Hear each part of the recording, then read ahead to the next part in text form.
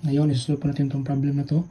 In a ship unloading operation, a 3,500 pounds automobile supported by a cable, a rope is tied to the cable at A and pulled in order to center the automobile. Over its intended position, the angle between the cable and the vertical is 2 degrees, while the angle between the rope and the horizontal is 30 degrees. What is the tension in the rope? So, solve po natin itong tension sa rope, no? Sa tension AB, sa rope AB at sa rope AC. So, ito po yung free body diagram natin sa ating problem, no? So, ito yung rope A, B, at ito yung rope A, C. At ang hanapin natin dito ay ang tension sa rope AB at ang tension sa rope AC. Tension AB and tension AC. So, ito po yung hahanapin natin. At ang direction po ng arrows natin is dito. At para sa AC naman ay dito. At dito sa dahil sa weight ng car is pababa ang ating direction nating force dito. Ay given po dito na ang automobile daw natin ay ang weight nito ay 3,500 pounds. So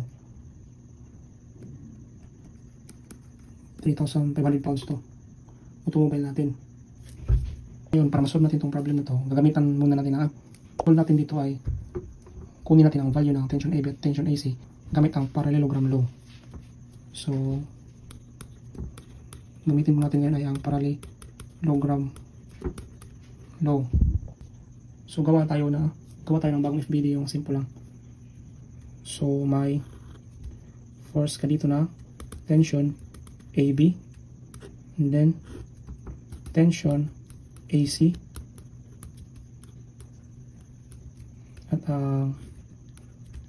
weight na 3,500 pounds. Using parallelogram law, i-arrange po natin itong mga forces natin para makabuo tayo ng triangle. At dapat ay from head to tail po ang ating pag-arrange. So halimbawa ito, ikaw na pang bahala kung anong gagawin mo sa pag-arrange mo. Basta naka head to tail ang kanyang direction. Bawal po na ito i-head to head mo sila. Diba? So, i-arrange na natin to.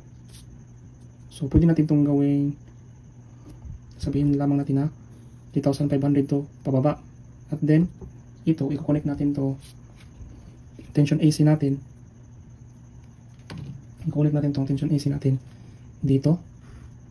And then, i-connect din natin tong tension AB natin dito. Diba? Head to tail. I mean, tail to head. So, kanyan po dapat ang pag-arrange mo. And then, ito, given na po itong value na to. 3,500 po ang magnitude nito. And then, ito, ang ating tension AC. Ano niyan? And then, ang ating tension AB. So, alam na natin na 2 degrees to dito, no? And then, dito rin sa tension AC natin is 30 degrees from the horizontal. Diba? Then, alam din natin na 90 degrees tong dito. Dahil right triangle to. Naka-vertical to. Diba?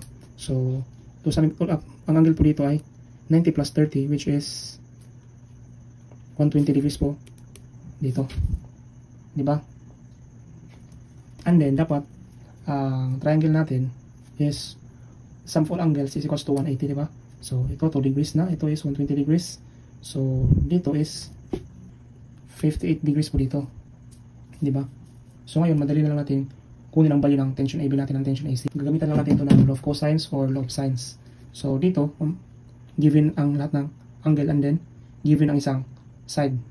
So, pwede natin itong gamitan ng sine law. Diba? Since ito ang may given na magnitude, ang gagamitin natin na angle is yung opposite niya. Or itong 58. So, gagamitan natin ang sin 58 over ang kanyang opposite which is ang 3,500 is equivalent to halimbawa ang ating una itong tension AB. So, itong opposite na angle niya is sin 120 over itong na tension AB. So, madali lang masosolve na natin ang tension AB agad-agad. Tension AB is equals to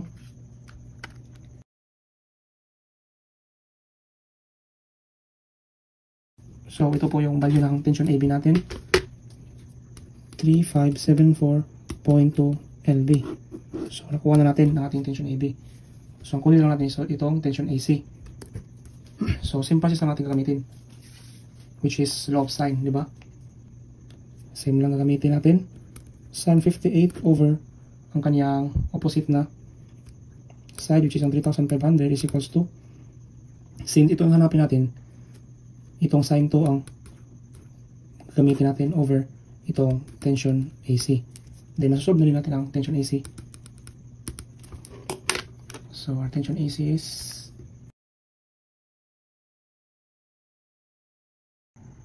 so, ito na po yung value ng ating tension AC. 144 lb. So, nasolve na natin lahat ng ating hinanap.